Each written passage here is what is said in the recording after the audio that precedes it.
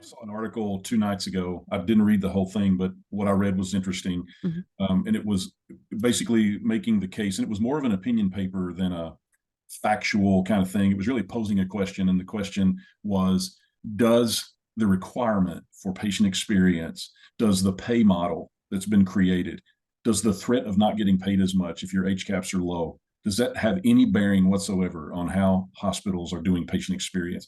And the case that they were kind of making was it actually has a detrimental effect because you're focusing on the wrong thing. Yep. So I don't know if part of your movement is to help the government kind of see the light that if we don't empower people to just be people and quit trying to, I think it's important to measure the experience, but I kind of agreed with the article that I think we are so focused on this data point, that data point, that Mhm. we're missing the humanity of it all. Oh, very much so.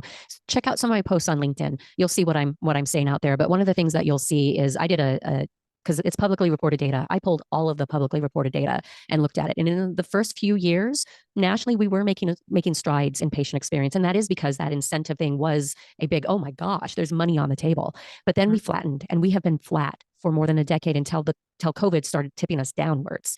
The incentives are not making a difference. People have just adjusted their budget to They've accommodate that. normalized. Oh, yeah.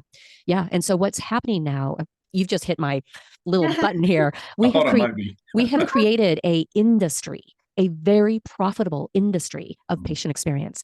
And it's not making a difference, but it's lining the pockets of many. No, I am very much against our continuance of CAP surveys. I'm very much against the way that we're doing things. And I think the unfortunate thing is, you really hit my hot button. The unfortunate thing is, the way we've done this for more than a decade now has solidified this mindset of patient experience that has created barriers and is just, we have to be able to break those down. And which means we have to start unifying and talking about healthcare change differently than we have, because I don't think we can continue to say patient experience, because that is a wall physicians and nurses and others don't even listen to anymore. They turn off when they hear it for the right reasons, because it's been done poorly. It is an industry, Bill. And every time we industrialize healthcare, we don't care any longer.